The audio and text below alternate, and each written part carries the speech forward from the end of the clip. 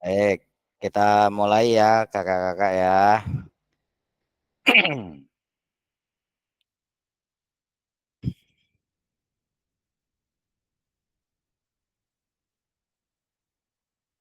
Baik, Assalamualaikum warahmatullahi wabarakatuh.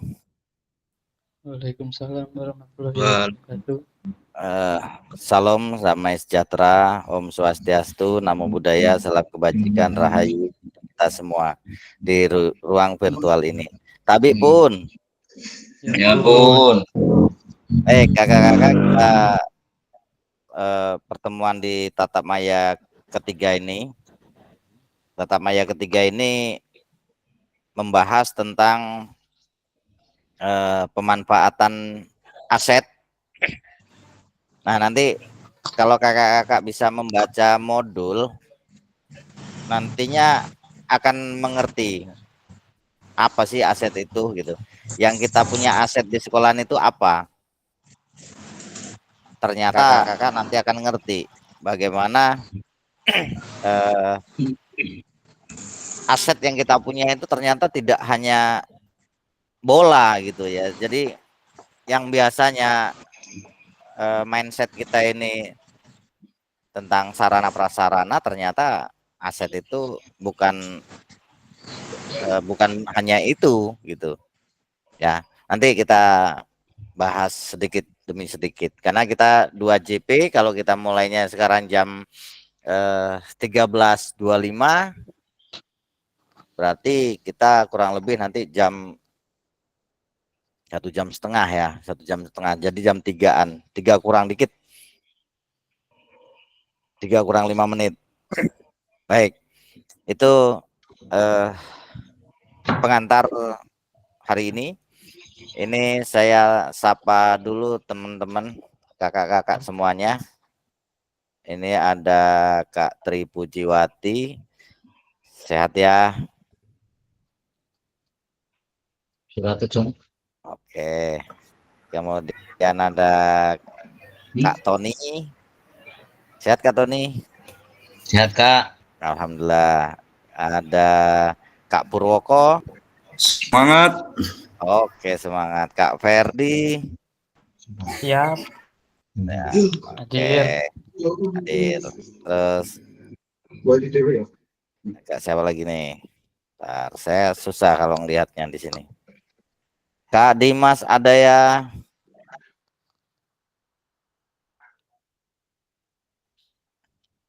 Kak Dimas ada.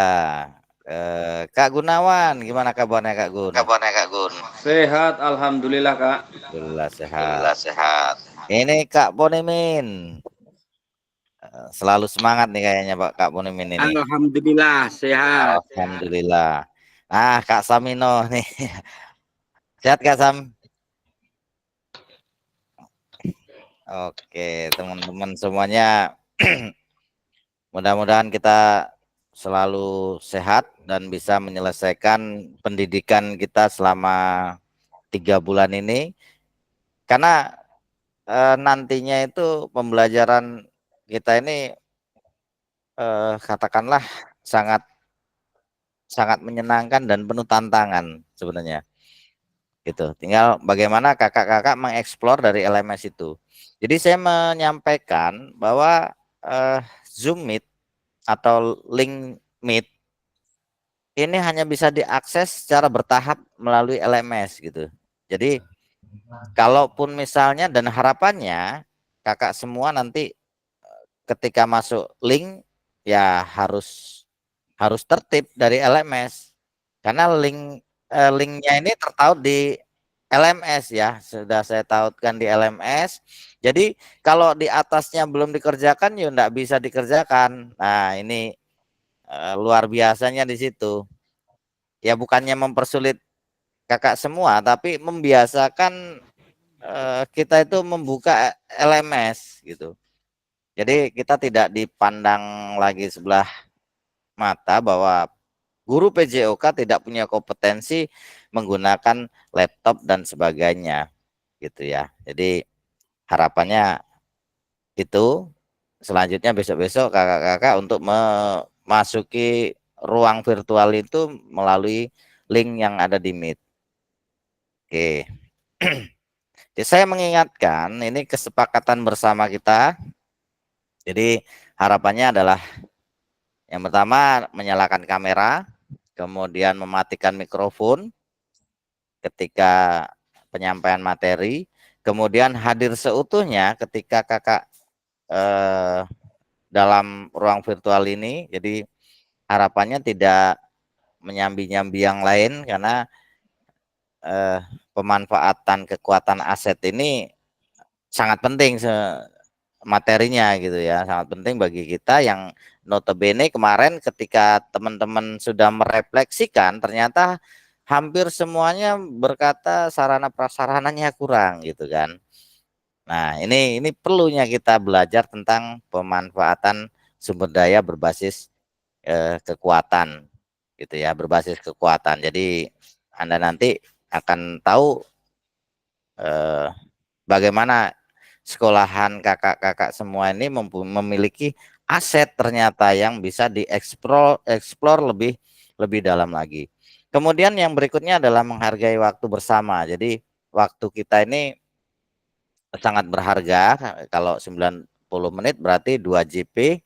Ini semakin kita molor ya semakin molor gitu. Saya merubah ini kan jadwalnya, membuatnya 1 hari yang kemarin gitu. Kalau tahu-tahu dirubah, ini yang nantinya saya khawatirnya oleh pusat tidak terbaca gitu linknya gitu ya. Jadi mohon dipahami ketika informasinya linknya meetnya jam sekian sampai jam sekian, mohon diusahakan segera masuk gitu ya. Kemudian memaksimalkan fitur chat. Jadi ketika kakak-kakak terkendala tentang mikrofon atau ketika saya sampaikan materi ingin berkomentar, ya silakan menuliskan sesuatu tentang materi itu di kolom chat, nanti akan saya bacakan gitu. Jadi selain kakak semua ingin menyampaikan sesuatu dengan mengklik raise hand gitu ya sebelum bertanya. Kalau umpamanya saya sedang share screen gini kan kadang tidak terlihat tidak terlihat ruang virtualnya. Nah, mungkin hanya ada suara, dan kalau saya terdengar mungkin bisa langsung open mic, nggak apa-apa itu ya. Open mic saja, instruksi atau bagaimana, dan harapannya terjadi diskusi yang baik. Jadi nanti ketika ada saatnya saya memberikan ruang diskusi, ya dimanfaatkan secara baik, karena kita tidak mencari salah dan benarnya ya Kak ya. Jadi jangan khawatir bahwa jawaban dari kakak semua ini salah gitu. Jadi tidak ada yang salah dan tidak ada yang benar. Kita tidak mencari pembenaran dan tidak mencari yang salah gitu. Tapi bagaimana pandangan kita, karena itu menurut kakak yang terbaik, ya pasti itu yang terbaik gitu. Ya, jadi boleh apapun disampaikan. Kemudian yang berikutnya, yang ketujuh adalah gangguan teknis adalah hal yang wajar. Nah, ini namanya ruang virtual ini kan wajar ya kalau namanya sinyalnya bermasalah. Ini sesuatu yang wajar. Baik, lanjut ya.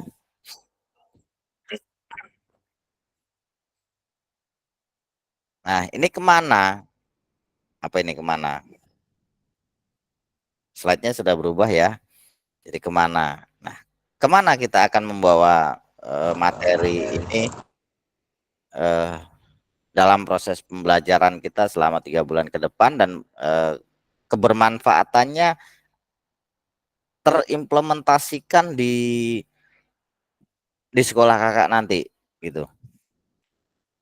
Nah, tujuan secara luas adalah memfasilitasi pembelajaran PJOK yang berpusat pada peserta didik secara efektif, bermakna, menyenangkan, dan refleksif.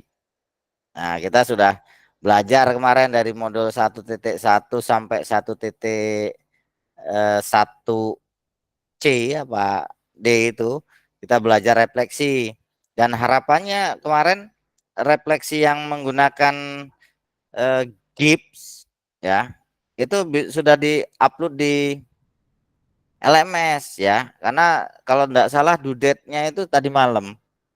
Tadi malam due date itu harus sudah terupload di situ. Ya.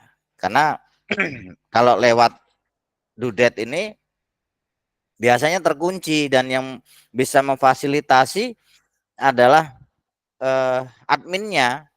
Admin dari kita ini adalah admin yang dari BGP Jogja. Jadi berbanggalah kakak-kakak semuanya dalam proses pembelajaran ini diikuti secara nasional gitu. Jadi kita bagian dari peningkatan kompetensi secara nasional. Ini sangat luar biasa. Capaian akhir pelatihan yang akan kakak semua ini dapatkan nantinya, bahwa guru memiliki perspektif pendekatan berbasis aset atau kekuatan aset based thinking. Nah, ini poin pentingnya ini. Untuk meningkatkan kualitas pembelajaran PJOK yang berpihak kepada peserta didik. Nah, jadi secara keseluruhan kakak-kakak semua ini nanti dari modul 1 sampai modul 3, walaupun anaknya banyak ya. Modul 1 itu ada beberapa macam tuh. Modul 2 nanti ada beberapa macam. Modul 3 ada beberapa macam. Nah, ini nanti harapannya setelah selesai pendidikan ini kakak-kakak akan mempunyai apa ya? Mempunyai cita-cita yang berbeda gitu dengan guru yang belum PKG PJOK gitu. Ya, jadi kita harapannya nanti akan lebih apa ya, lebih positif gitu ya, karena kita sudah belajar aset based thinking. Nah, nanti sambil dibaca-baca kembali modul yang sudah diberikan. Kemudian nah, kakak-kakak, kita ini kan apa nih?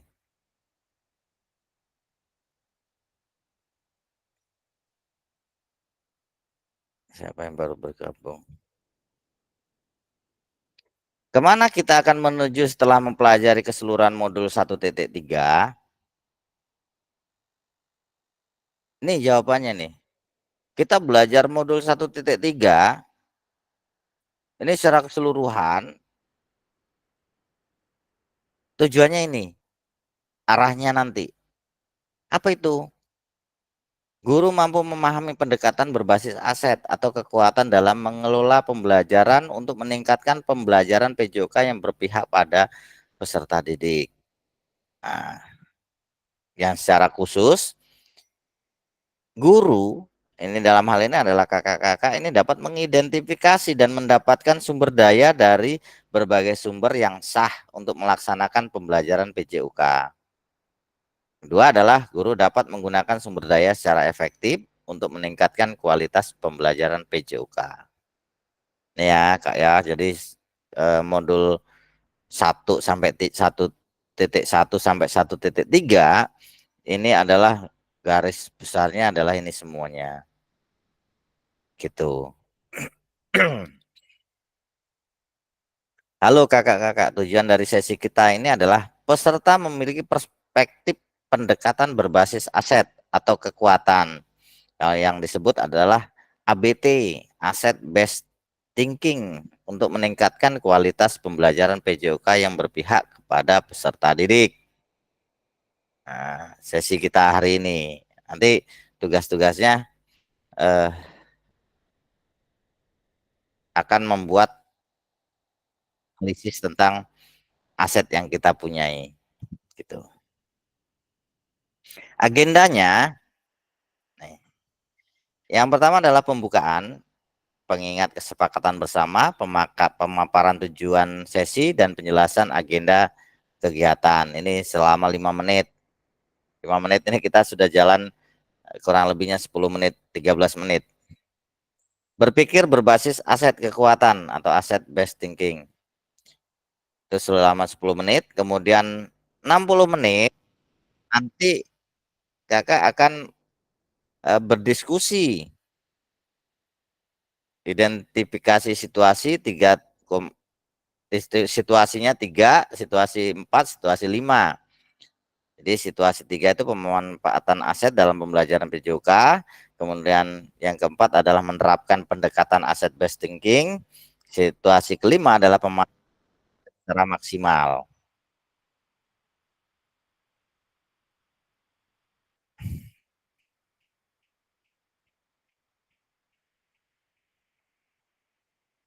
Gitu ya. Terus yang berikutnya adalah memanfaatkan aset yang ada di satuan pendidikan ini selama 10 menit. Kemudian penutup, refleksi, dan foto bersama itu 5 menit. Jadi totalnya adalah 130 menit. 100 1 1 jam setengah 90 menit ya, 90 menit waktu kita. 90 menit itu 2 JP.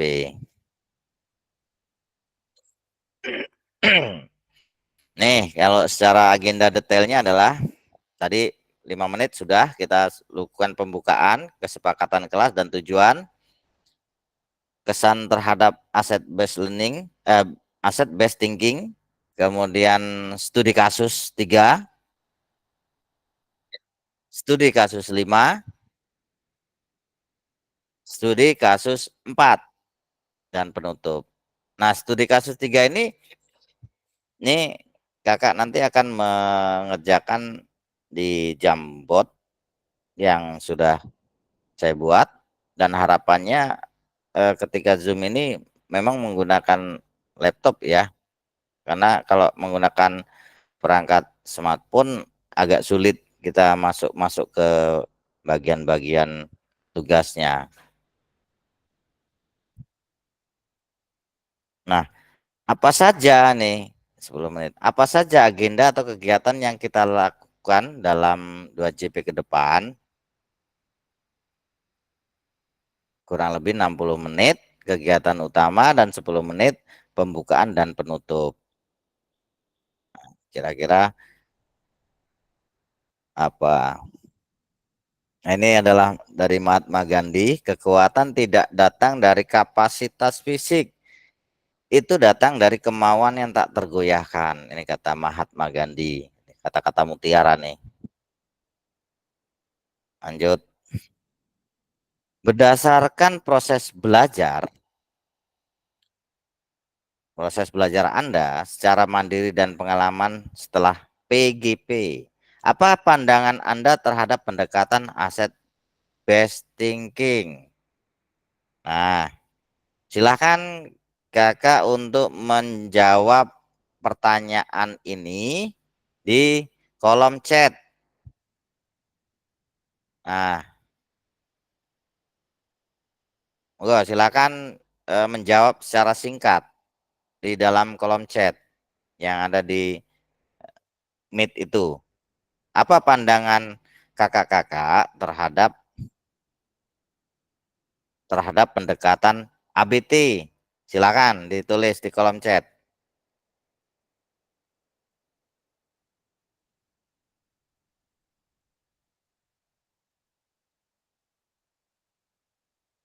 Bisa sekarang Kak menuliskan?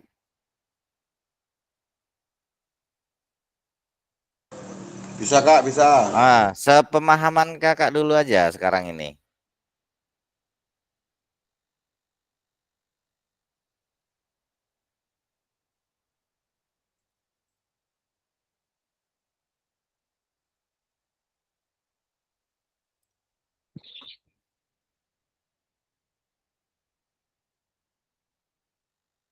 Dalam satu kalimat aja.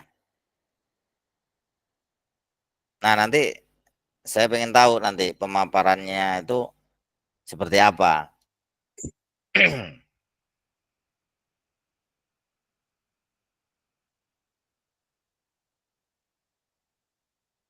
Tuh, silakan.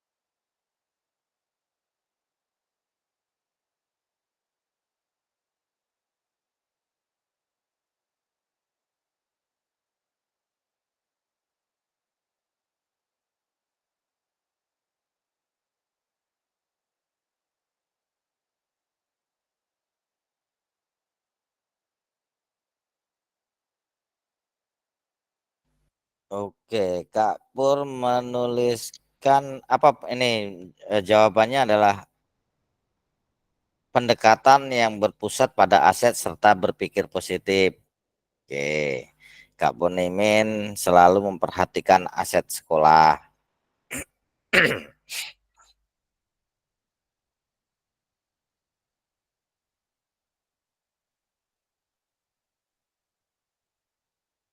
Oke, yang lainnya belum.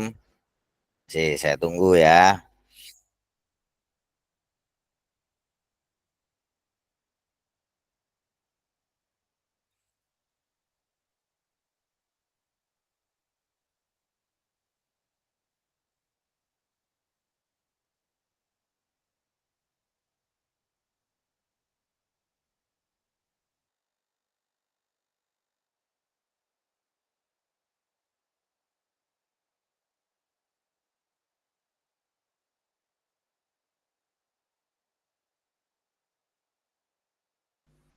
Mana yang lain nih?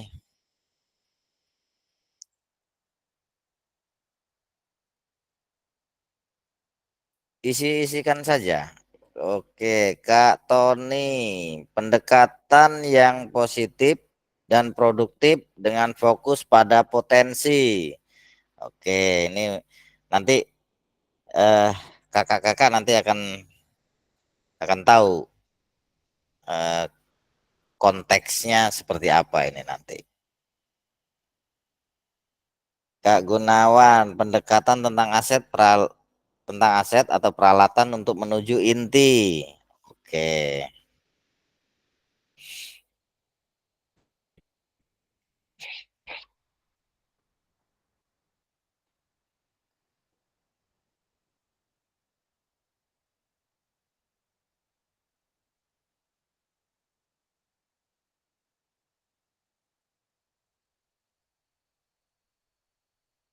Oke, open mic Kak Pur.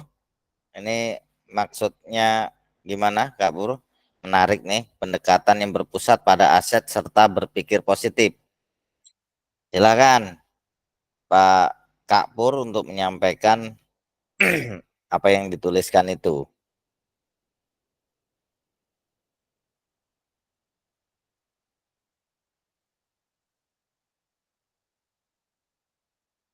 Jadi kesannya bagaimana Kak?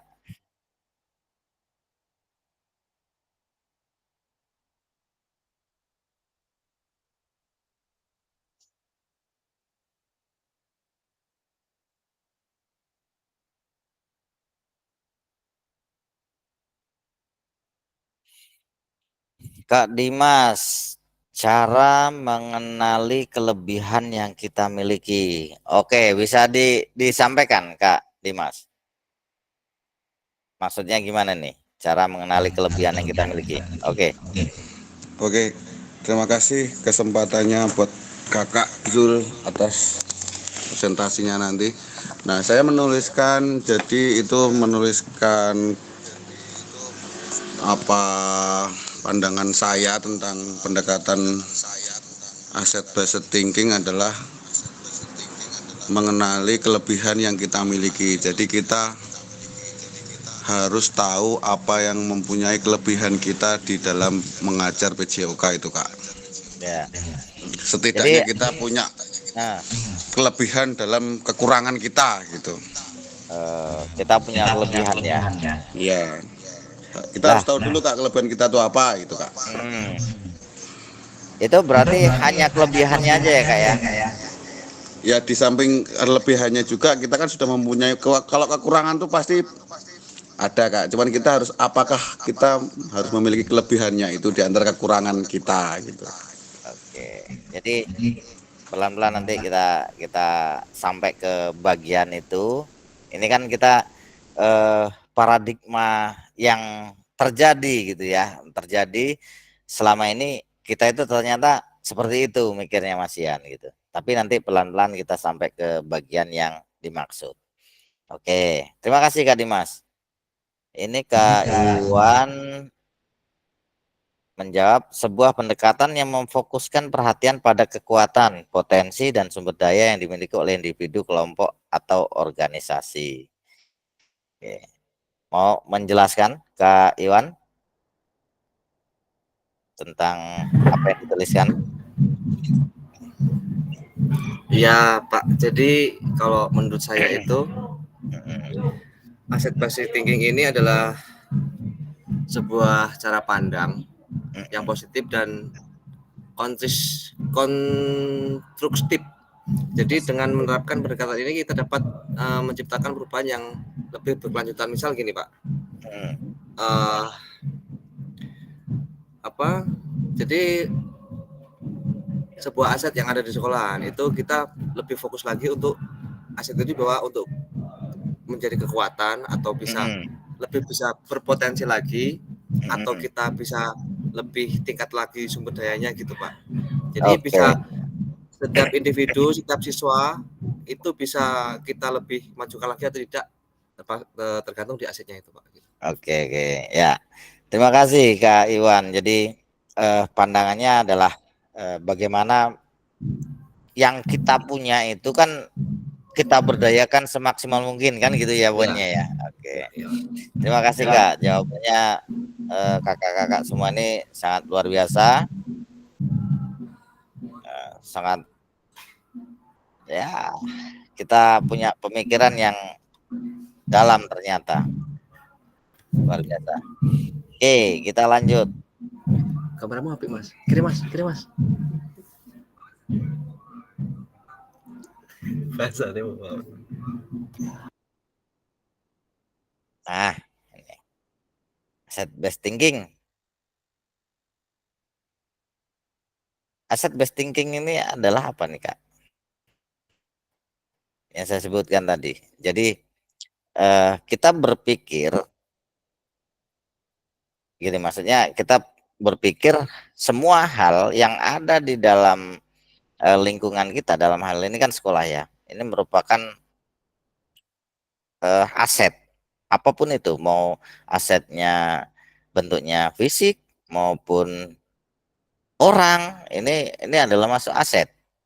Jadi kita berpikir bahwa kita ini mempunyai hal-hal yang tadinya kita tidak menyangka bahwa itu adalah aset, ternyata aset. Nah, itulah aset based thinking.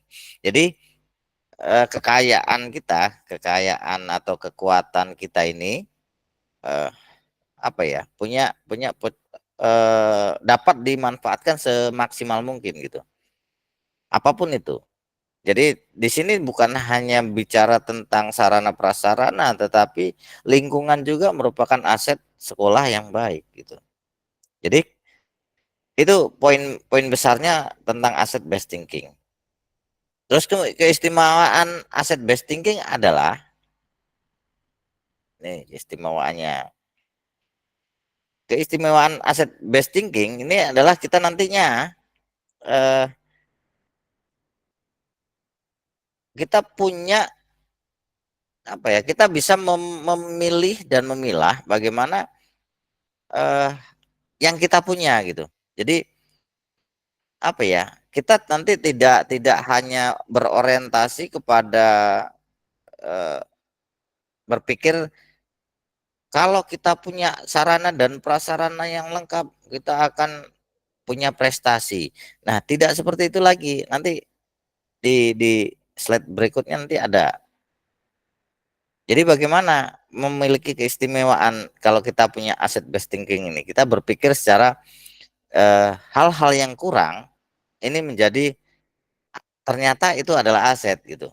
Kita berpikirnya tidak berpikir yang tentang kekurangan, tetapi memanfaatkan kekurangan itu gitu loh Kak. Ya, oke lanjut.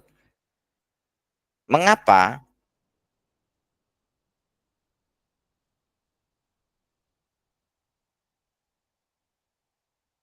Atau ada yang punya pendapat Kak tentang tadi kan sudah Kakak menulis tentang asset based thinking yang dimaksud pemahaman Kakak adalah seperti itu kan gitu. Udah dibaca iki ngawur apa sing pikiran kepencet. Asset based thinking. Gampang. Ya. Mengapa? Ini akan 20 menit. Capaian pembelajaran peserta didik berpartisipasi dalam aktivitas jasmani menyehatkan di luar ruang dan atau lingkungan alam dan menggambarkan sumber daya yang dibutuhkan untuk meningkatkan partisipasi. Kalau dilihat dari kalimat ini kira-kira menurut Kakak ini apa ya ini? Kalau kita berpikir asset based thinking ya, ini apa saja aset yang kita punya? Ada nggak di sini? Kalau enggak, bilang saja enggak. Kalau ada dan sebutkan coba. Peserta didik berpartisipasi dalam aktivitas jasmani yang menyehatkan di luar ruang dan atau lingkungan alam dan menggambarkan sumber daya yang dibutuhkan untuk meningkatkan partisipasi. Silakan Kak, coba komentari dari kalimat ini. Ada tidak aset yang kita punya di sini? Coba Kak diulangi lagi Pak. Ya, oke.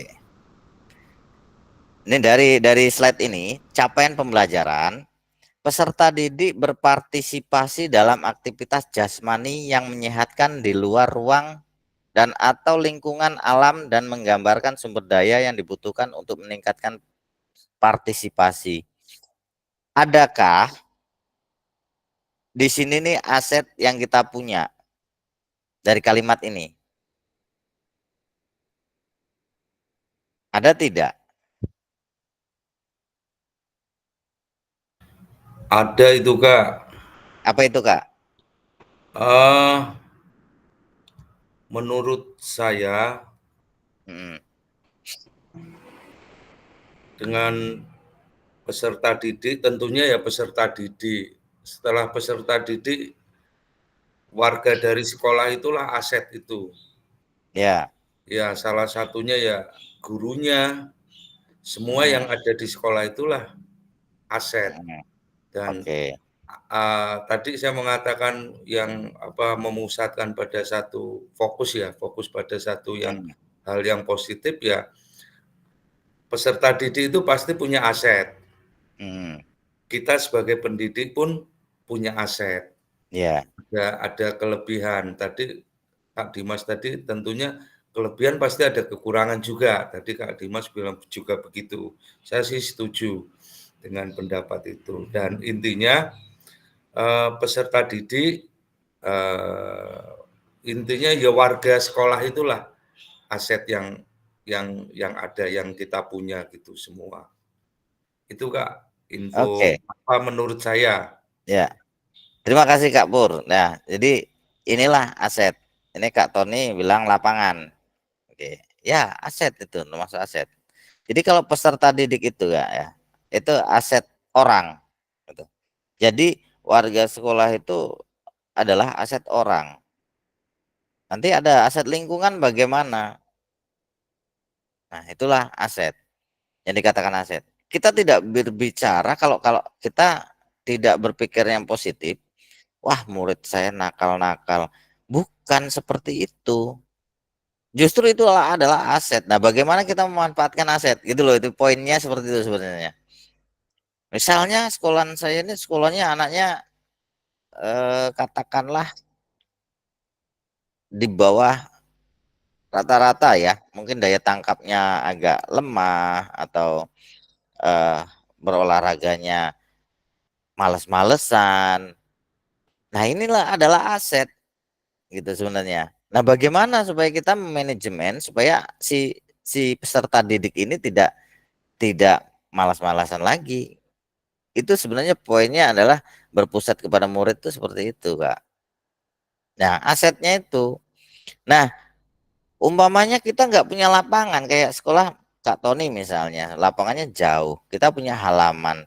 Ya itulah asetnya, lingkungan dan atau ruang di luar ruang, dimanapun bisa kita manfaatkan. Lah itulah kita berpikirnya ke sana gitu Kak. Ya, jadi asset based thinking itu ya salah satunya seperti itu pengantarnya itu. Kita tidak boleh apa ya pesimis bahwa oh murid saya ini sulit diajar gitu. Nah itu aset kita. Nah namanya aset itu kan harus dijaga dan harus dimanfaatkan semaksimal mungkin kan gitu ya. Itulah aset. Nah ini kalau berbicara aset itu sebenarnya apa ya? Sebenarnya dalam sebenarnya asset based thinking ini. Nah paradigma yang terjadi yang sudah bahwa kita berorientasi bahwa kita punya murid yang kalau diajak olahraga mengeluh misalnya. Nah, kalau sudah mengeluh ini terus kita terus jadi malas kan gitu. Nah, masalahnya adalah kita harus memberikan pembelajaran ini kepada siswa kita yang tanda kutip dibilang malas itu tadi. Saya percaya bahwa murid saya tidak malas kan itu gitu. Nah, itulah karena aset saya gitu. Nah, seperti itu Kak. Jadi kita akan merubah paradigma lama ke paradigma yang sekarang ini. Nah, ini kita akan belajar studi kasus. Akan belajar studi kasus ini pada saat menentukan tujuan pembelajaran, asesmen dan aktivitas kegiatan dan capaian pembelajaran, Pak Gerak lalu menyampaikan ide dan gagasan terkait kegiatan yang akan dilaksanakan untuk mencapai tujuan pembelajaran tersebut kepada kepala sekolah. Pak Gerak sangat membutuhkan dukungan dari kepala sekolah. Dukungan terkait kebijakan kemampuan kepala sekolah dalam bernegosiasi dengan pihak perkebunan kopi yang kebetulan memiliki area sangat luas di dekat sekolah untuk dijadikan tempat bagi peserta didik belajar di ruang kelas. Di luar ruang atau lingkungan alam seperti jalan kaki, lari, dan kegiatan lainnya. Sarana lapangan olahraga yang dimiliki kantor perkebunan kopi untuk pembelajaran PJOK pun dapat dimanfaatkan penggunaannya bila ada kesepakatan atau kerjasama.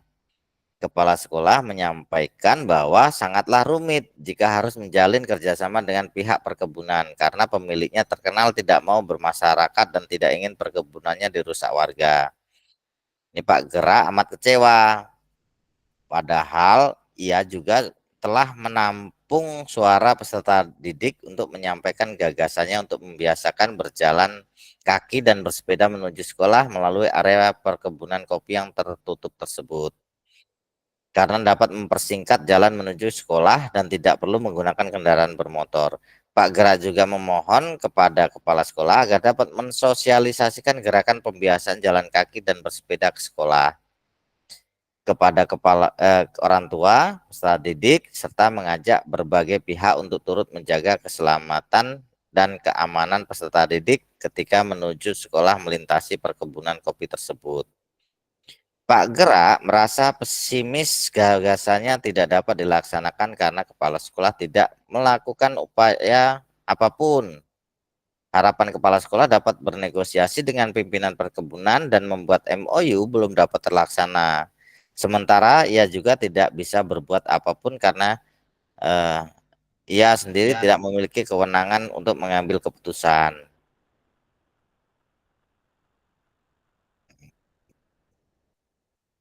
Ini harusnya saya buat room nih, Kak.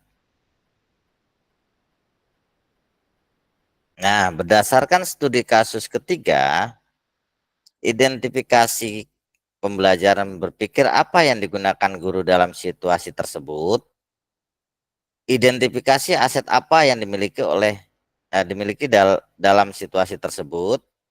Kemudian ketiga, jelaskan strategi apa yang akan Anda kembangkan berdasarkan pendekatan berbasis aset dan situasi tersebut. Oke, ini saya harus membuat bor dan kakak-kakak nanti belajar studi kasus ini. Kalau saya buat room, bentar ya. Atau gini, menjawabnya kalau tiga pertanyaan apa namanya? Tiga pertanyaan ini saya buat tiga ini tiga kelompok, nanti kelompok satu menjawab nomor satu, kelompok dua menjawab nomor dua, kelompok tiga menjelaskan nomor tiga gitu ya, biar cepat.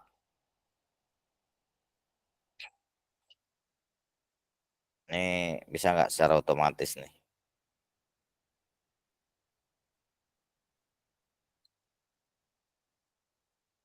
Tiga room secara otomatis saya buat breakout room.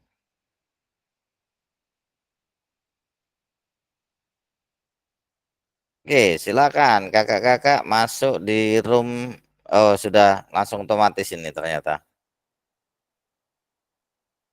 Waktunya kurang lebih 10 menit ya, Kak ya. Untuk mengerjakan ini terserah kakak-kakak menggunakan apa nih maksudnya.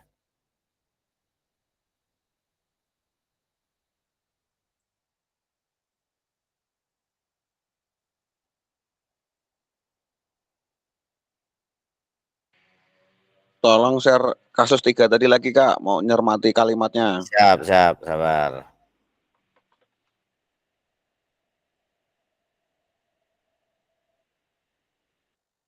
Oke, itu terlihat ya, Kak ya. Ini sudah masuk ke breakout roomnya masing-masing ya.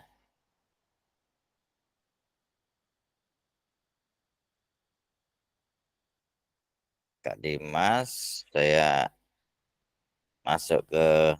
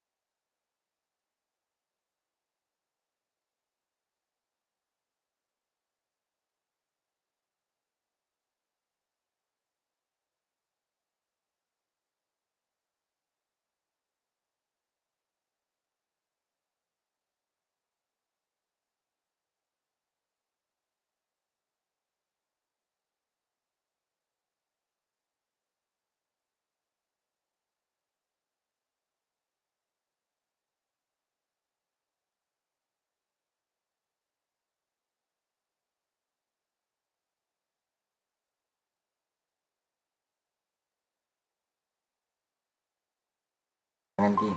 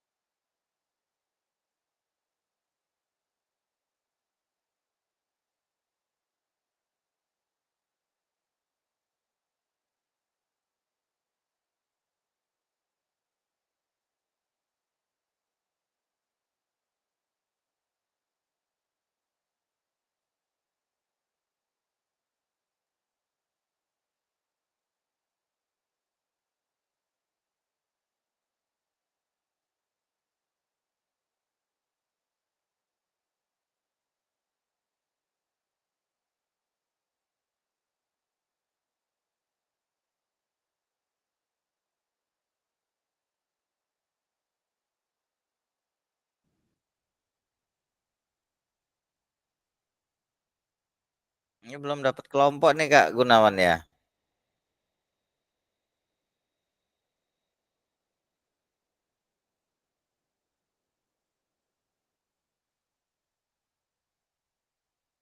Ini Kak Tri juga belum dapat kelompok ya. Kak Gunawan juga belum dapat kelompok. Iya, Kak. Saya kelompok berapa? Nggak nyambung. Tadi karena share roomnya itu secara random. Makanya kalau keluar dia balik lagi. Iya, bolak-balik dari tadi, Kak. Ya. Oh, bolak-balik. Sama. Sholat tadi saya.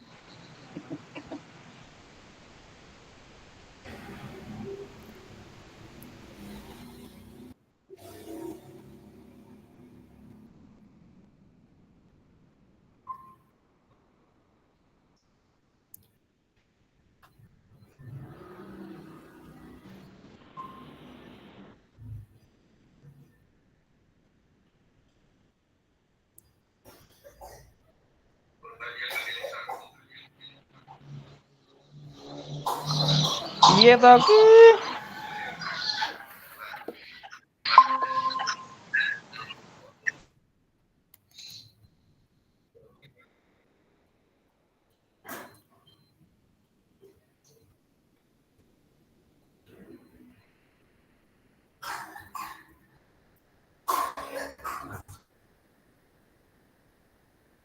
ke kelompok 3 aja nih. Yang ini kelompok 3 aja, Kak Iwan, Kak Gunawan, sama Kak Tri tadi. 3 aja. Ya, pertanyaannya ini. Sinyalmu kira kuat ini.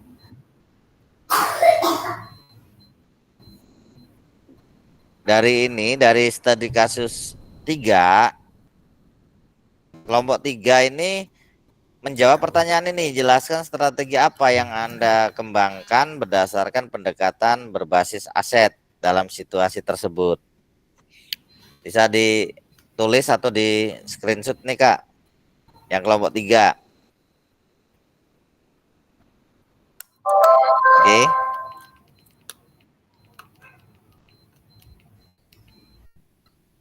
Aku takut tak.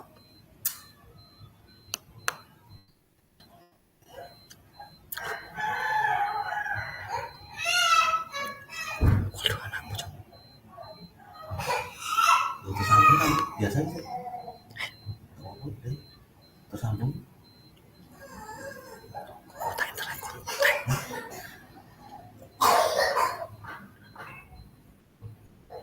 Oh wis. Aku ada nih. Ya aku.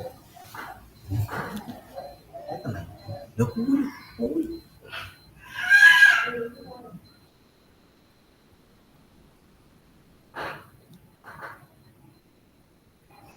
Ya.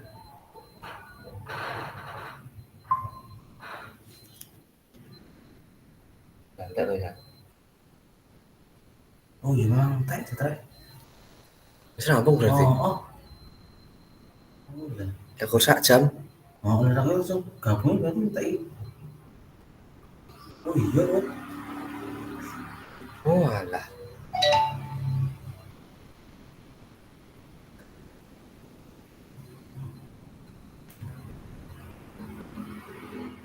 Lagi Dimas nggih grup apa nih iki? Iya. Lah kok enak nih? Itu maksudnya. Ya wis sing apa nih. Oh, grup untuk Zoom.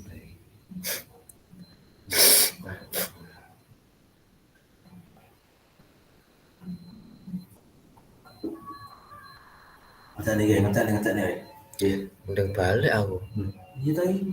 Anak kerjaan apa di rumah? Kenapa?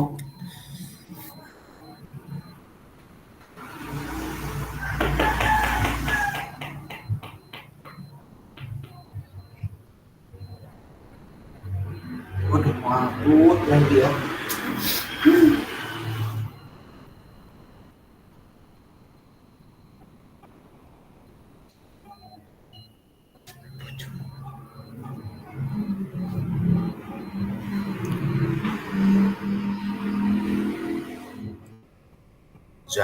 Jam zoom ya. Karo kuwi. Tik. Umat dah sih. Oh, Umat dah sih. kejarane nek 10 hari nang hotel Dik. Iya. Yang IT ya. Emang iya. Yang IT ya kak. Masuk. Yang IT ya. Berarti kamu kok jenis banget. Tapi orang ini berarti. Betul. Paling nggak mau.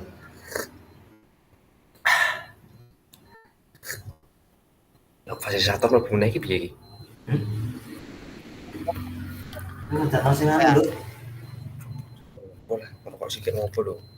Sesuk nang Room 3, room 3. Nah, Gunawan yang mlebu. Itu kuwi. Ning Zoom.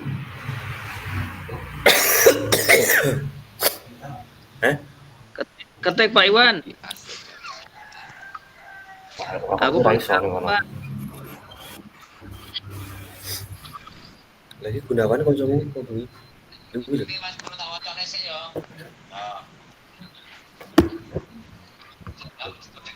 Oh, Aku yang gue konco. Ini ngomongin Diki yo ling. Sinyalmu apa?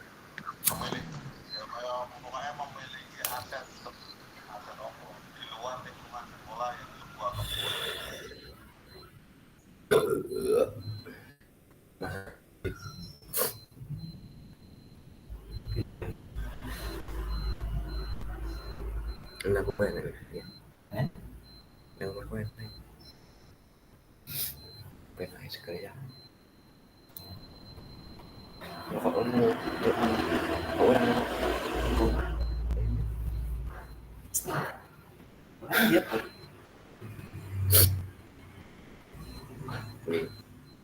Cuma kulit. nah iya. Saya kalau sinyal ini kan apa? Saya kira. Yang apa? Sinyal Oke, sudah semua ya. Sinyal apa wifi nih? Coba tak cekin.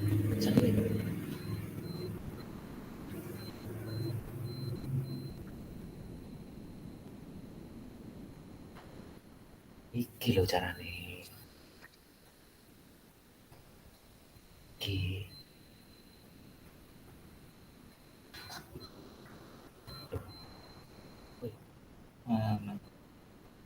Iki lah.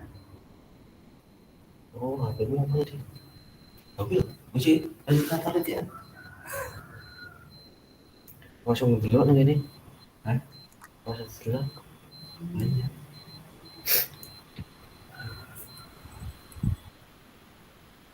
Sebenarnya ben gue sing ketok aja kok.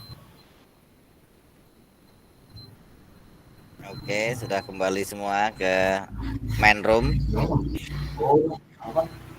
Ini ada apa? Makan langsung. Mana soalnya? Oh, lagi paten gue. Sudah kembali ke main room semua ya. Oke. Sudah Kak. Oke, sudah menjawab tentunya. Diskusinya alot ya. Oke, terima kasih kakak-kakak ya. Jadi kita saya share screen lagi. Nah, ini yang pertanyaan nomor 1 ini identifikasi pendekatan berpikir apa yang digunakan guru dalam situasi tersebut. Nah, situasinya adalah ini. Kelompok satu silahkan menjelaskan apa yang dituliskan yang didiskusikan tadi. Monggo, silakan.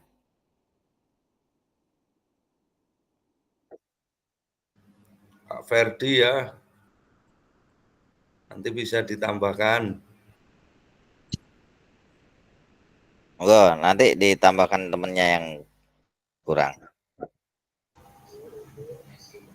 Untuk identifikasi pendekatan, berpikir apa yang digunakan dalam situasi tersebut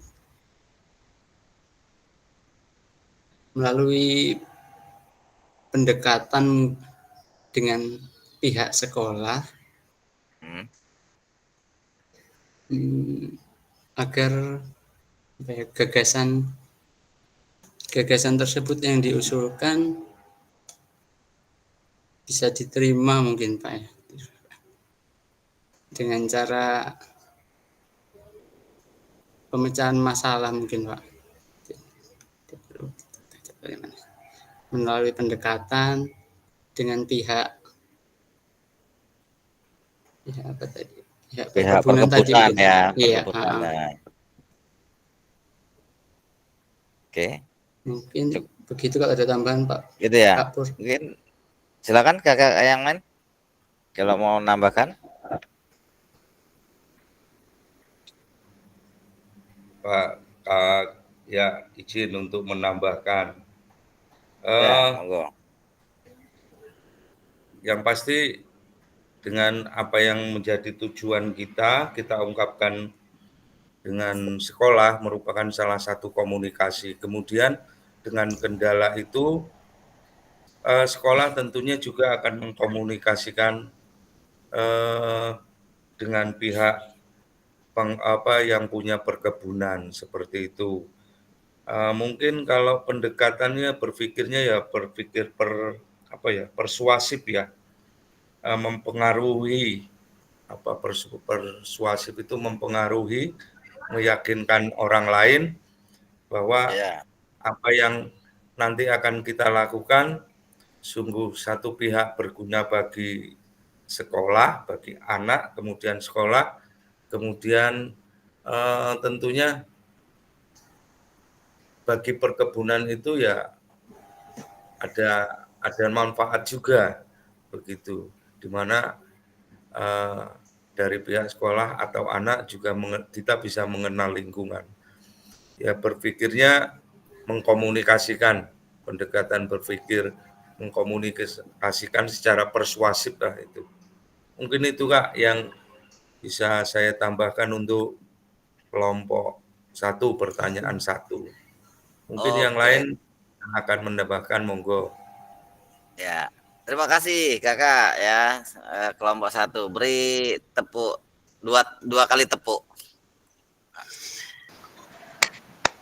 Oke. Itu dari kelompok 1 sudah menjawab di identifikasi pendekatan berpikir. Oke, kita lanjut ke kelompok 2. Ini pertanyaannya adalah identifikasi aset apa saja dimiliki dalam situasi tersebut. Nah, monggo kelompok 2 siapa aja tadi? Silakan sampaikan.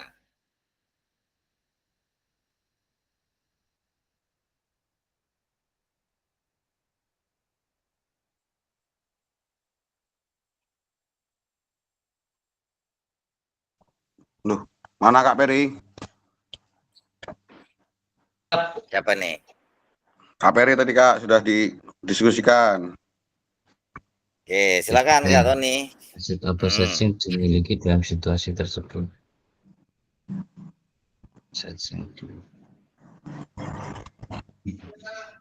Bentar Kak.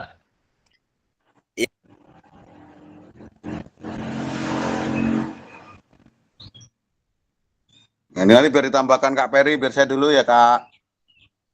Oke. Ya, monggo.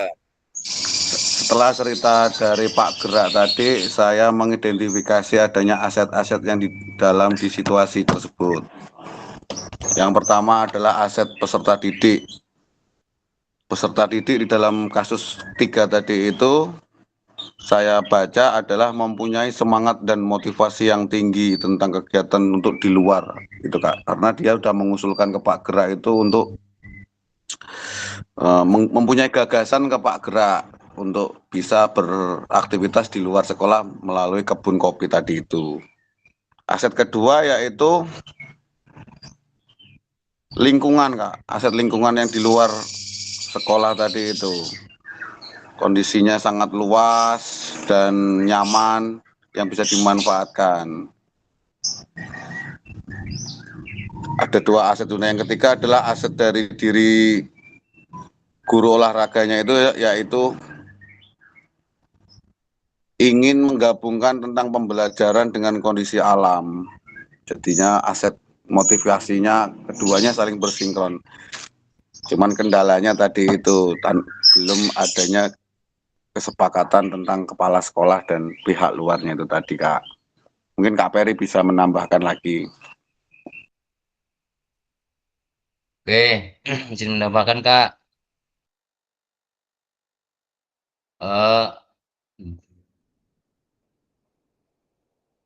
Mungkin dalam studi kasus tersebut terjadi karena keterlibatan yang terbatas Kak. Jadi jika penempatan berbasis aset ini tidak melibatkan semua pihak, maka aset atau kekuatan yang penting mungkin tidak bisa dikenali atau dimanfaatkan secara optimal Kak. Mungkin itu saja Kak tambahannya Kak.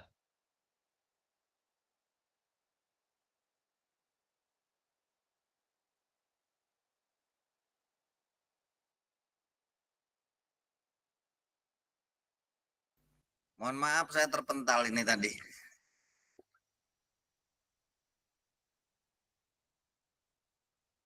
Silakan lanjutkan. Gimana Kak? Mohon maaf saya terpental tadi ya. Diulangi ini berarti Kak ya? Ya yang bagian ini aja sampai ke peserta didik aja tadi.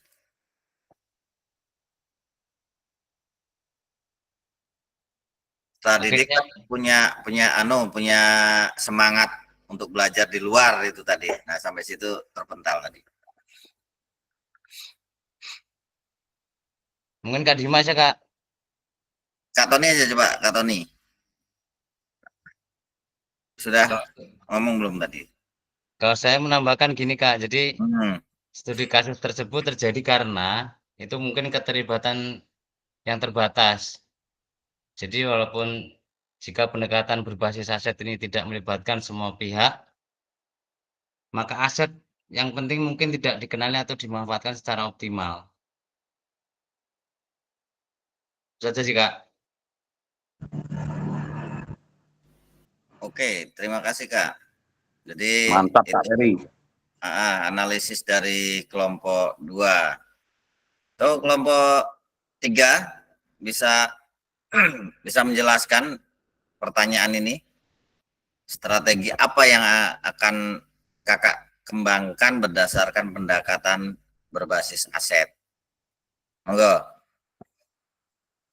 Pak Kak Gunawan coba atau Kak Iwan.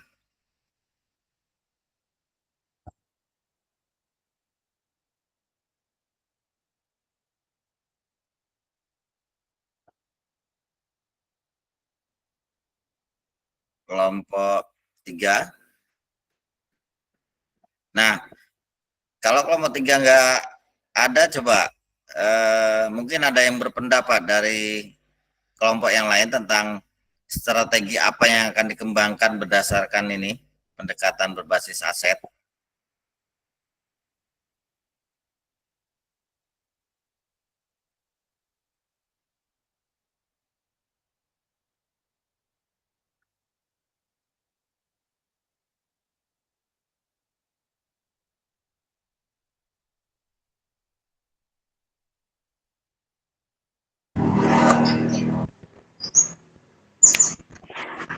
Ya, kelompok 3.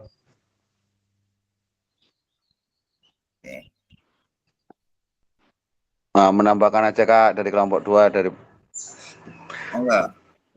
Nah, menjelaskan strateginya. Nah, strateginya itu mungkin kita harus saling bertemu antara kepala sekolah, terus Pak Gerak dan perwakilan dari peserta didik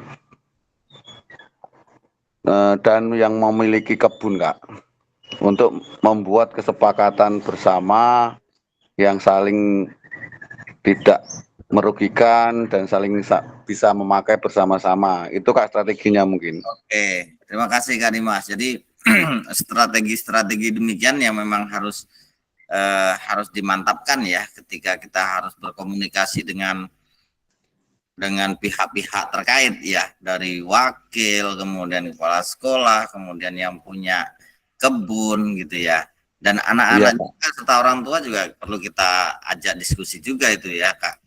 Oke, terima kasih ya. Luar biasa kakak-kakak semua sudah berpendapat di bagian ini.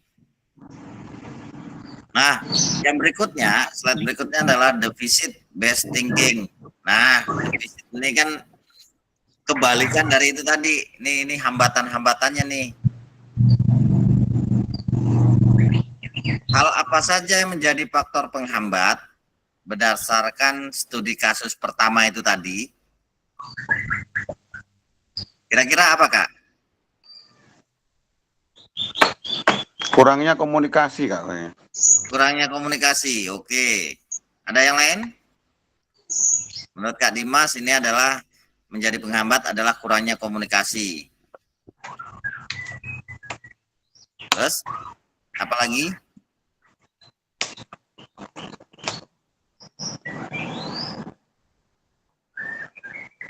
Kurang komunikasi, jelas ya, kurang komunikasi nih.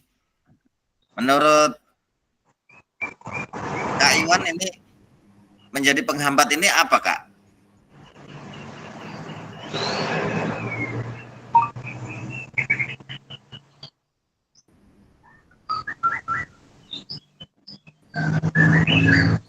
Atau Kak Tripujiwati, Kak Wati? Saya mau dengar suaranya Kak. Hal apa saja menjadi faktor penghambat dari kasus pertama tadi Kak? Kurangnya kerjasama. Oke, kurangnya kerjasama ya. Jadi salah satu faktor penghambat itu kerjasamanya itu nyaris tidak ada gitu ya Kak Tria. Ya. Luar biasa. Ada lagi kakak-kakak yang lain? Kak Odo? Oke, kita lanjut.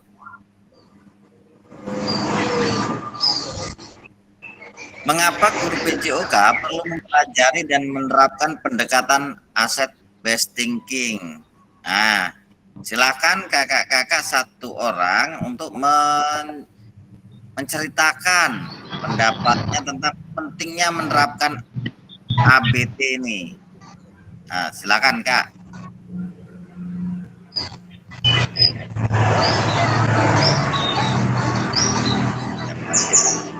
Kak Diki mana belum ada suaranya nih Kak Diki.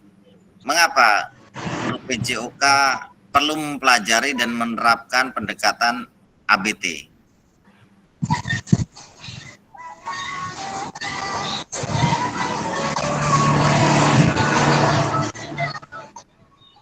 Ayo. Mana Kak Diki?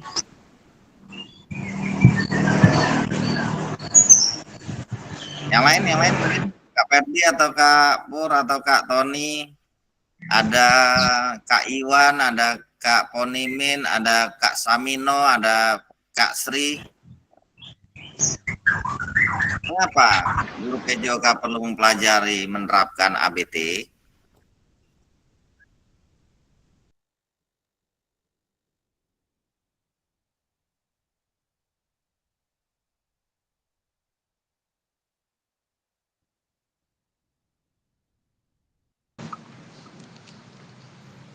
Izin Kak. Oke, silakan Kak Gun. Jadi ABT itu mungkin untuk meningkatkan potensi dari peserta didik maupun orang untuk menuju tujuan yang ingin kita capai untuk menjadi lebih baik. Mungkin itu dari saya. Terima kasih. Oke, terima kasih Kak Gun. Ya, jadi sebagai menurut Kak Gun sangat perlu itu ya, sangat perlu karena meningkatkan hal-hal yang memang harus ditingkatkan gitu ya. Oke, terima kasih kakak-kakak semuanya. Jadi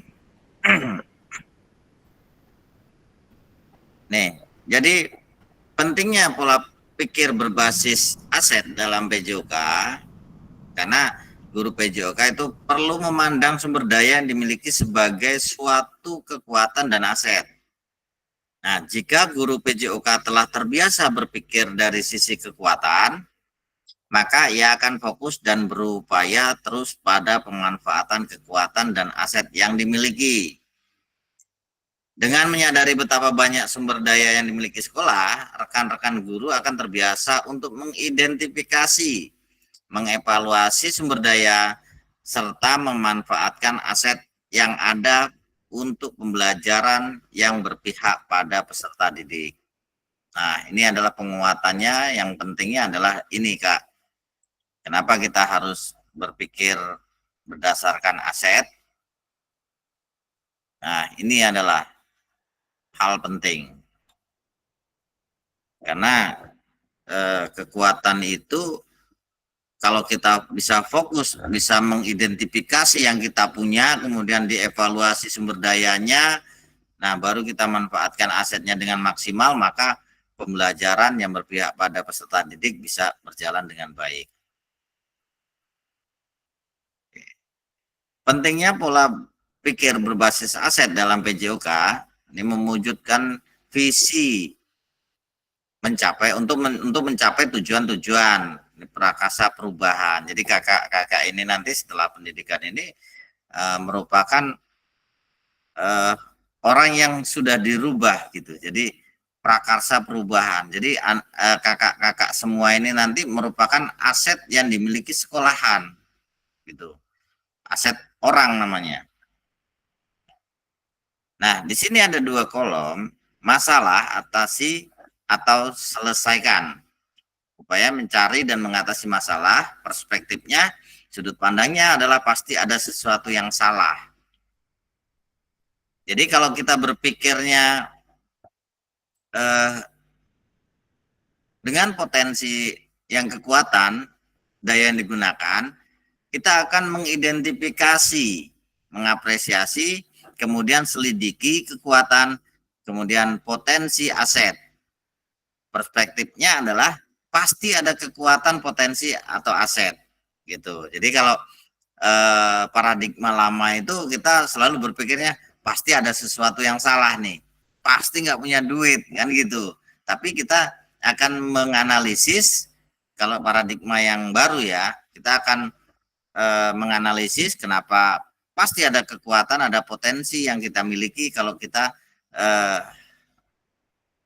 hal-hal demikian. Kalau kita banyak kekurangannya, pasti kita akan punya kita pasti berpikir bahwa kita memiliki potensi yang luar biasa. Fokusnya adalah mencari kelemahan dalam sistem tersebut. Jadi masalah itu kan sama saja dengan kesulitan. Pengalaman emosi tidak menyenangkan. Kalau kita berpikiran secara berbasis aset, maka kita akan mengapresiasi kekuatan, potensi, aset dalam sistem tersebut. Semangat gotong royong, co-kreasi atau co-creating, kemudian masalah menjadi tantangan sebagai batu lompatan. Nah, kalau tadi masalah itu merupakan kesulitan, ini batu sandungan, ini penghambat. Tetapi kalau kita berpikirnya secara aset, ini tantangan gitu. Kakak-kakak berada di pendidikan ini, kalau berpikirnya tentang aset based thinking, maka kakak-kakak ini merupakan tantangan gitu, batu loncatan untuk kedepannya menjadi atau memiliki kompetensi yang baik. Tetapi kalau berpikirnya masih paradigma yang lama, ini batu sandungan gitu. Pendidikan ini sangat berat karena merupakan kesulitan, jadi batu sandungan gitu. Tidak menyenangkan jelas pengalamannya.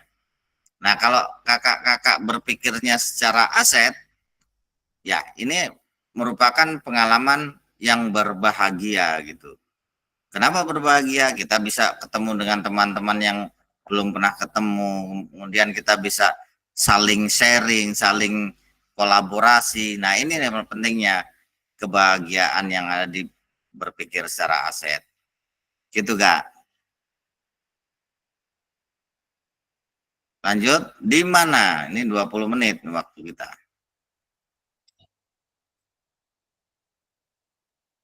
Nah, ini ada studi kasus lagi nih, 5 nih.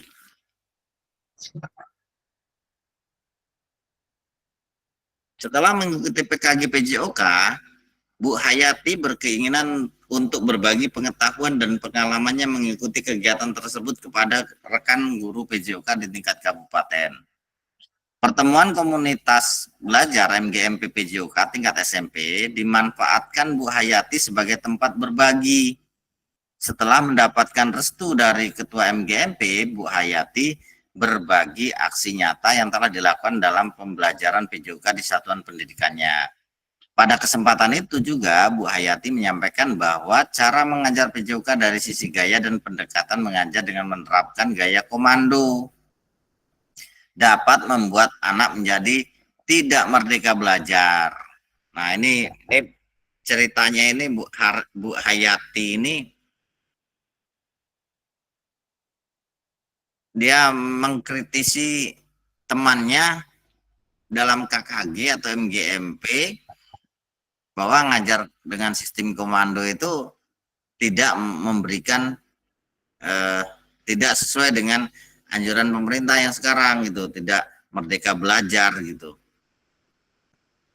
Itu intinya ya, bahwa mengajar guru PJOK yang selama ini telah bergeser ke PJOK menjadi prestasi perlu diluruskan. Menanggapi pernyataan Bu Hayati, Pak Bugar, guru PJOK dari sekolah lain menyampaikan pendapatnya bahwa pencapaian prestasi adalah hal yang paling penting dalam PJOK-nya kan. Alasannya karena pencapaian prestasi peserta didik adalah satu-satunya bukti pencapaian prestasi peserta didik dalam PJOK dan bukti kinerja terbaik seorang guru PJOK. Nah, ini namanya orang banyak itu kan pendapatnya berbeda-beda ya kakak-kakak ya. Nah,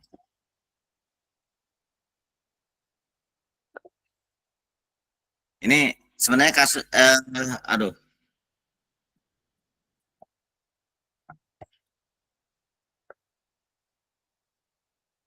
Ini sebenarnya sama pertanyaannya dengan yang tadi. Tapi ini adalah poin ininya. Bagaimana cara Bu Hayati memanfaatkan aset yang ada secara maksimal? Bagaimana? Kita enggak usah ke room ya. Kita di sini saja. Kakak-kakak ini akan menganalisis aset apa saja ini dan yang bisa dimanfaatkan oleh Bu Hayati secara maksimal. Ini saya tunjukkan kasusnya. Kakak-kakak silakan cermati dulu, kemudian diidentifikasi dulu.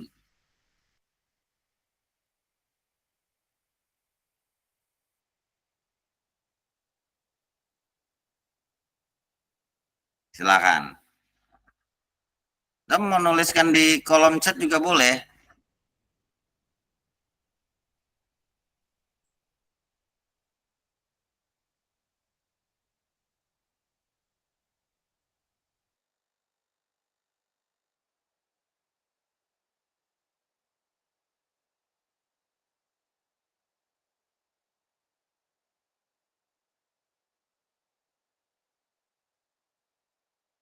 Atau dijawab saja menurut kakak-kakak.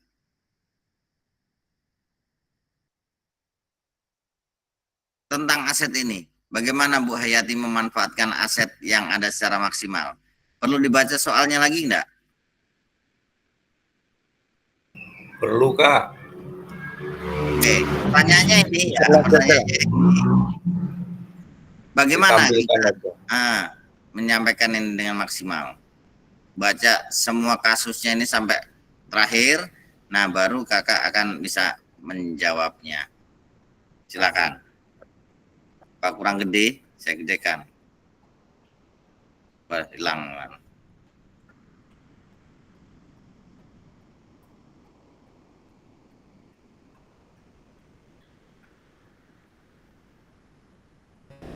5 menit ya Kak ya. Langsung dijawab ya. Ya, langsung dijawab saja nggak apa-apa. Yang izin menjawab, izin menjawab menurut dari kasus ini setelah mencoba saya baca. Yang pertama asetnya itu PKG PJOK. Kenapa PKG PJOK? Yang pertama kegiatan ini akan membuka wawasan kita dan pengetahuan kita, pengalaman kita yang nantinya akan menjadi hal baru yang tentunya akan menjadi perubahan bagi kita. Itu yang pertama, PKG.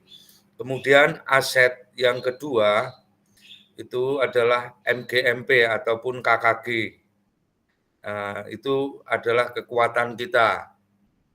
Kekuatan kita sebagai guru PJOK. Nah, yang ketiga itu menurut saya adalah rekan-rekan sejawat. Rekan-rekan sejawat dalam hal ini salah satunya Pak Bugar kalau dicontohkan dalam studi kasus itu. Dan rekan-rekan yang lain. Nah, tentunya dengan pengalaman dari Bu Hayati, kemudian pengalaman dari Pak Bugar tadi, ada pro dan kontra. Ya, bisa menjadi batu sandungan, tetapi juga bisa menjadi batu lompatan untuk mencapai yang prestasi yang terbaik. Nah, dalam hal ini yang keempat itu sarananya komunitas belajar itu tadi. Dalam komunitas belajar itu kita bisa berkolaborasi dengan rekan-rekan pada kegiatan itu. Jadi kalau dicermati aset itu satu PKG PJOK, kemudian MGMP atau KKG itu, ketiga teman sejawat, kemudian yang keempat adalah komunitas belajar. Itu yang menjadi kekuatan kita, Pak, Kak, ya, menurut saya dari membaca studi kasus itu. Terima kasih. Oke, terima kasih Kak Pur. Jadi sudah disampaikan aset dari studi kasus 5 ini ternyata sebenarnya banyak ya. Banyak. Termasuk politik pun masuk di aset, Kak. Iya. Nah, ya. Ini nanti cara berpolitik yang dimaksud itu seperti apa? Nah, ini maksudnya aset juga sebenarnya. Oke, terima kasih Kak Pur. Lanjut saja, kita waktunya sudah mepet.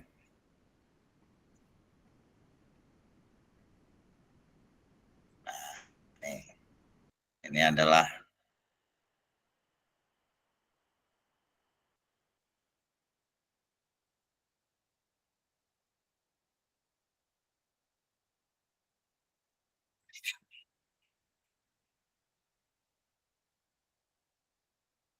ini komando tadi itu kan yang harus diubah ya sebenarnya ya, harus diubah.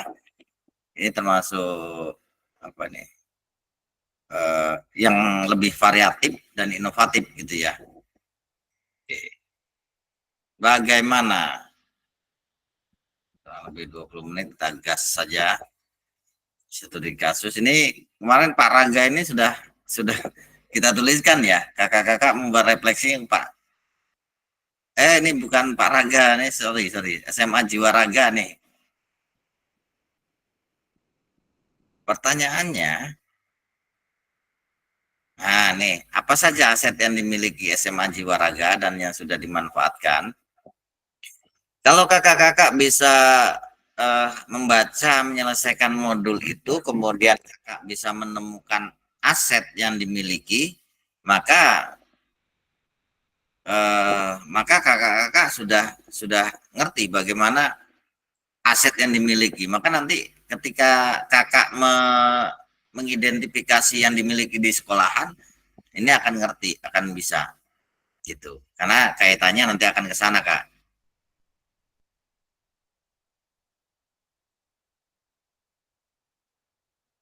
Nah, ini kalau dari studi kasus keempat, ini lingkungan nih, aset lingkungan terletak di daerah perkotaan, jadi strategis.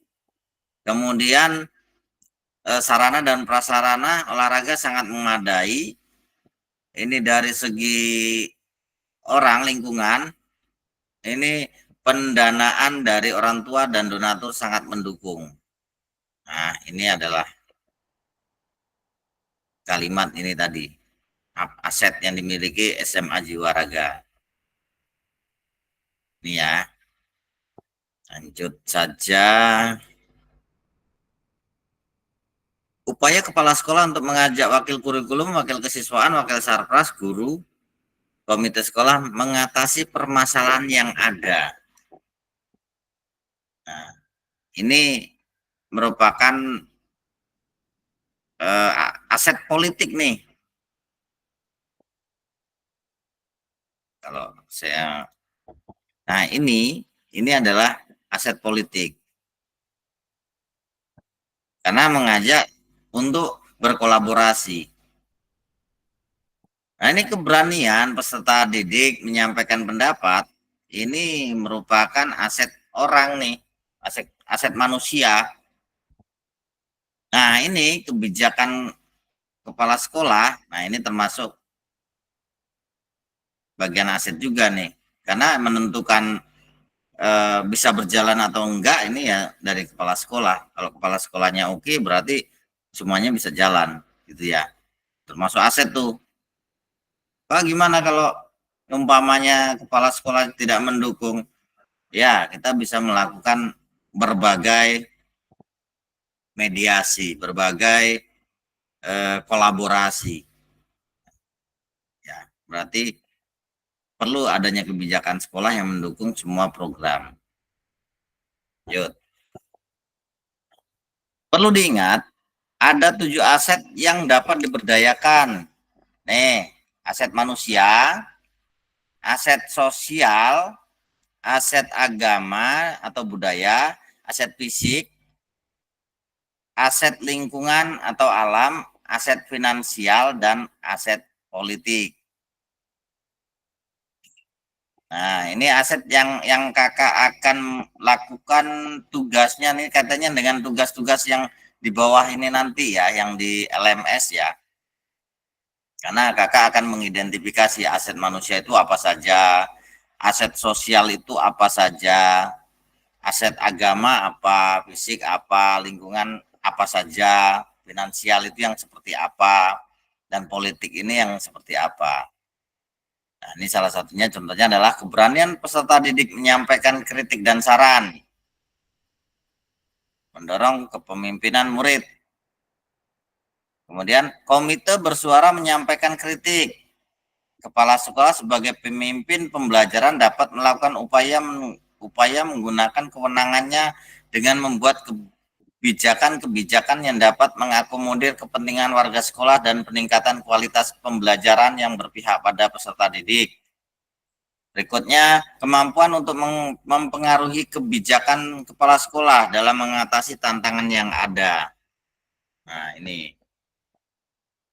Ada 7 aset, Kak. Diingat-ingat, Kak. Bila perlu dicatat, dicatat. Karena kalau enggak dicatat nanti Kakak bingung lagi menjawab di LMS itu. Ya, Kak ya. Lanjut. Di mana? Mari kita refleksikan bersama, Kak. Di mana posisi kita selama ini sebagai guru PJOK dalam mengenali dan mengidentifikasi aset yang dimiliki di satuan pendidikan. Nah, ini kalau Kakak di sekolahan, pengalamannya, Kak, ketika Kakak harus mengenali aset yang dimiliki di sekolah.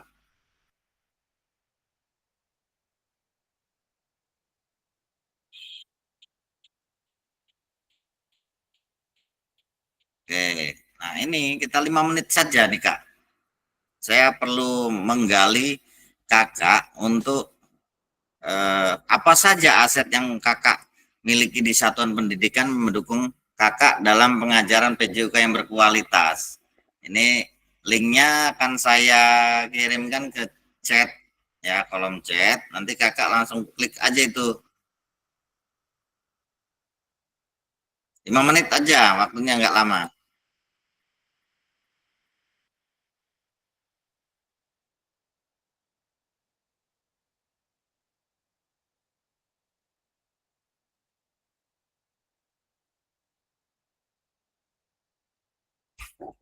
Oke, silakan di Jamboard, Kak. Klik link di chat itu.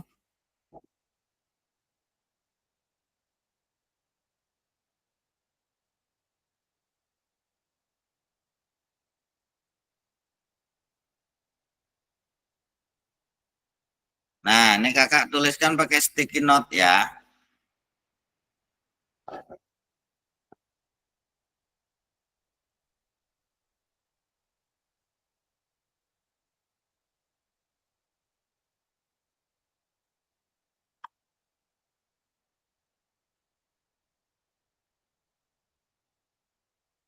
Kok nggak bisa masuk ya, Kak? Nggak bisa masuk ya? Ini sudah ada yang 3 orang bergabung tuh.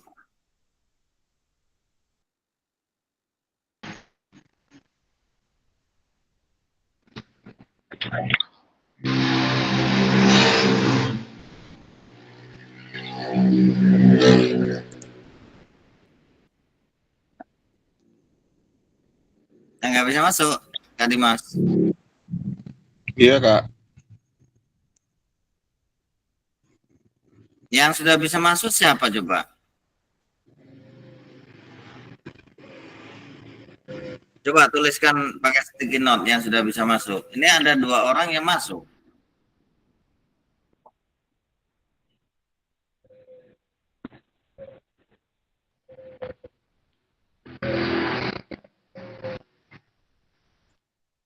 Jambot. Jambot ke Jambot.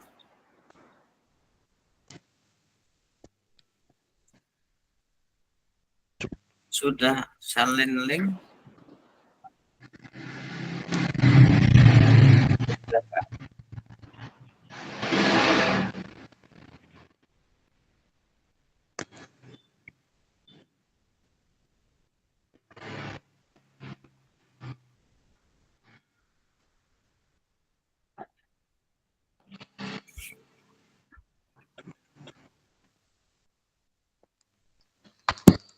Tetap nggak mau ya? Nggak bisa ya Kak ya? Belum, Kak.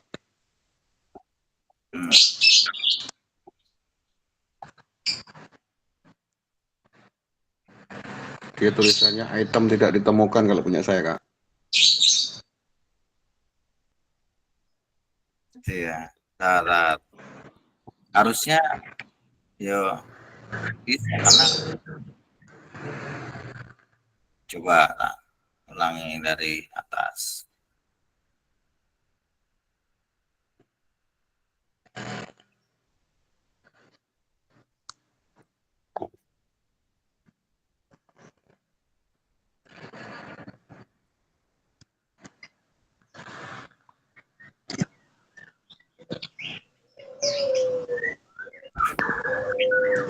Coba yang ini bisa nggak? Buka yang kedua itu. Ya, bisa ini. Ini bisa, Kak. Bisa. Oke.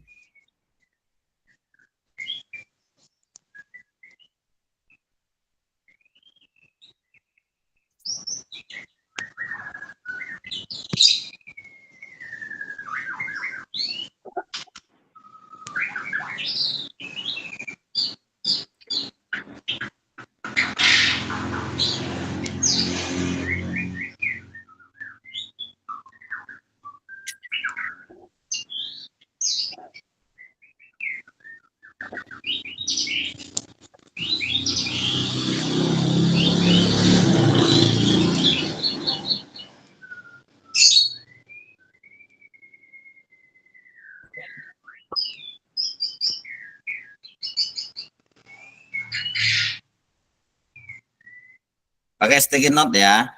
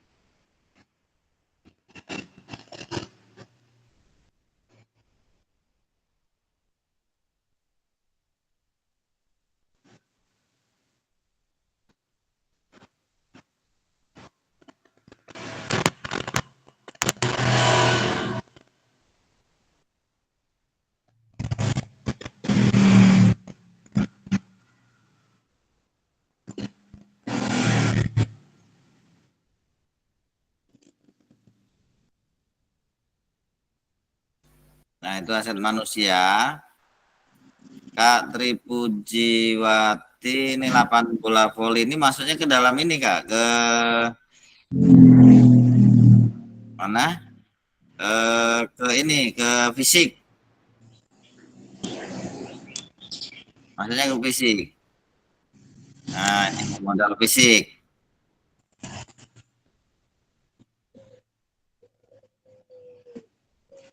Modal sosial ini gimana modal sosial nih?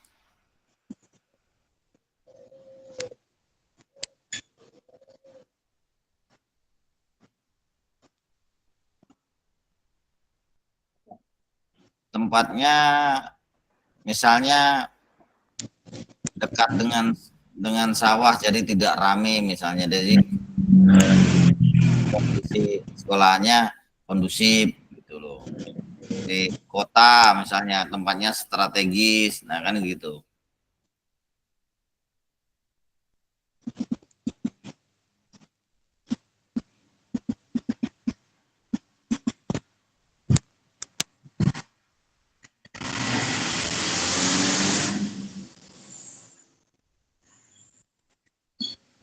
Oke, yang ini sambil jalan saja, kita gas dulu.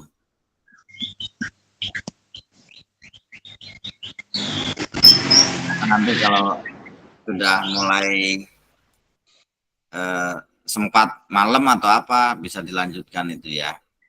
Oke, terima kasih kakak-kakak sudah bisa memahami aset kan, sudah mulai ada pemikirannya ya. Oh, aset itu ternyata lapangan bola voli saya ini walaupun bolong-bolong, katakanlah ya, walaupun pecah-pecah lantainya, lah ini aset saya, ini bisa saya manfaatkan gitu ya.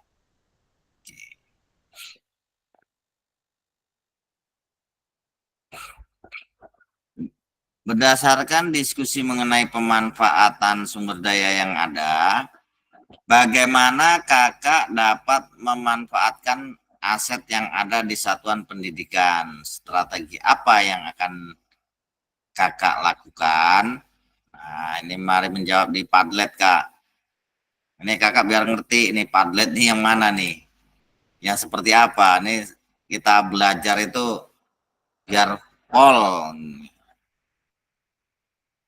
Oh, tadi belum saya share screen, sorry.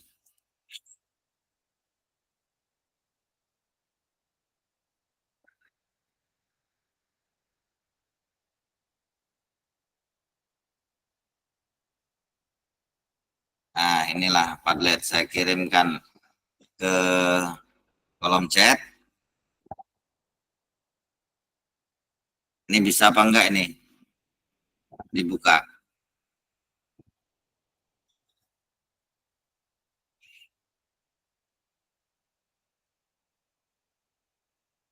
Ya, tadi yang saya sebutkan, bagaimana kakak memanfaatkan aset yang ada di satuan pendidikan Anda, strategi apa yang akan dilakukan, mari menjawab di dalam Padlet.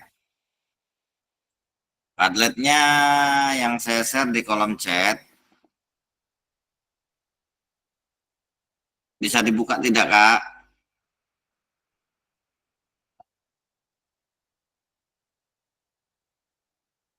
Jangan bingung-bingung, yang bingung bilang saja. Kalau memang sulit menuliskan di situ, tulis saja di kolom chat, nggak apa-apa. Bisa, Kak. Tapi guru penggerak ini, Kak. Nggak apa-apa.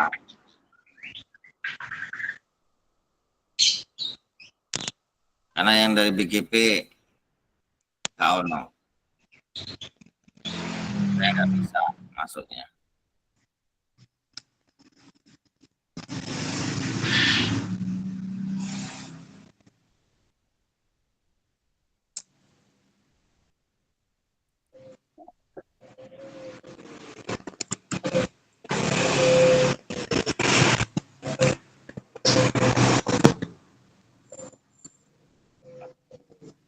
Nah, tuliskan nama, kemudian bawahnya Kak, apa?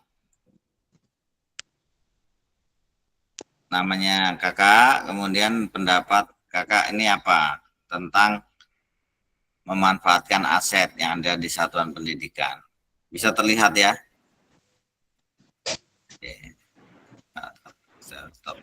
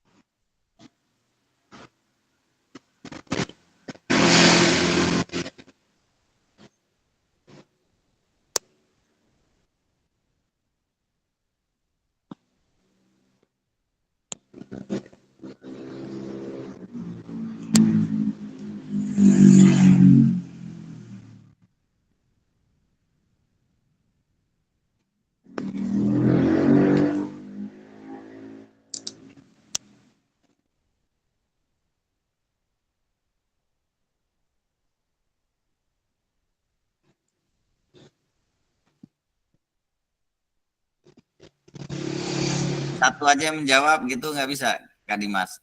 Lagi diketik, Kak. Lagi diketik. Oke. Kalau sulit dituliskan aja di situ tuh apa? Teks atau tambah apa itu tulisan.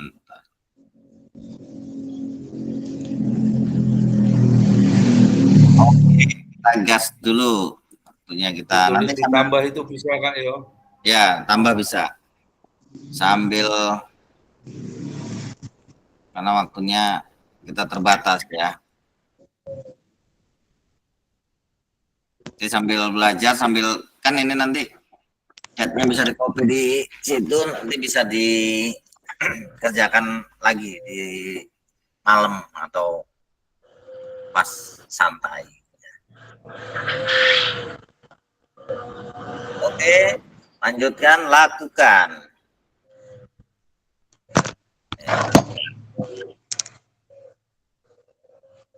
Tahapan ini dilakukan secara mandiri dan sudah dikumpulkan melalui LMS. Ya, kakak akan melakukan semua identifikasi itu, buka-buka LMS-nya, kemudian dikumpulkan melalui LMS ya. Nanti saya koreksinya di LMS. Kemudian proses identifikasi sumber daya dapat digunakan kembali pada modul-modul berikutnya. Nah, ini akan ada terus nih Kak, dan bermanfaat untuk kakak semua nih nanti. Batas pengumpulan dilakukan di akhir modul 1.6. Nanti jangan lupa dilihat due-date-nya ya. Due-date-nya dilihat kapan harus ngumpulnya. Kemudian lanjut. Lakukan apa saja tugas di tahap lakukan. Kakak akan mengidentifikasi sumber daya di daerah untuk sekolahnya dan strategi pemanfaatannya secara efektif. Kakak dapat memilih satu jenis sumber daya yang akan didiskusikan dari 7 sumber daya yang ada dan hasilnya dituangkan dalam tabel pemetaan aset yang disediakan di LMS. Lanjut. Nah, ini lakukanlah asetnya nih, rubriknya ini Kak. Lanjut. Bentar lagi.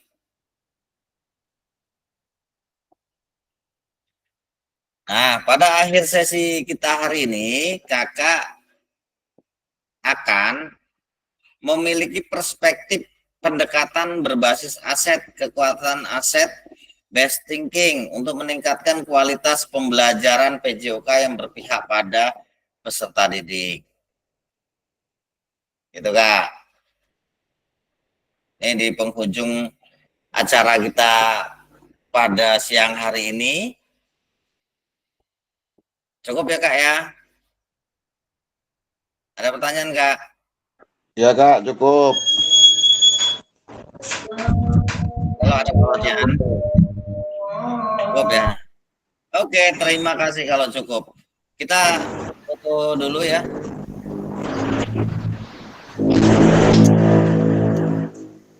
Bisa dibuka kameranya, foto nanti saya kirimkan hasil fotonya di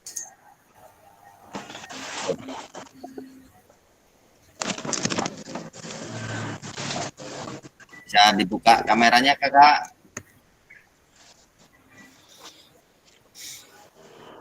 Ya, biar terlihat semuanya. Siap ya, mana Kak Sri, Kak Tri, 1, 2, 3. Oke, lagi 1, 2. Terima kasih kakak-kakak semuanya. Mohon maaf atas segala kekurangannya. Tetap semangat kakak-kakak. Jangan lupa LMS-nya dikerjakan berurutan supaya kita semuanya aman. Saya stop share dulu. Stop record dulu.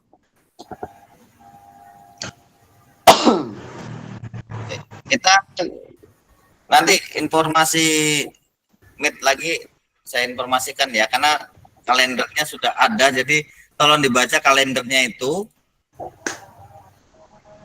Kalendernya dibaca, apa hari apa aja kita zoom-nya, meet-nya.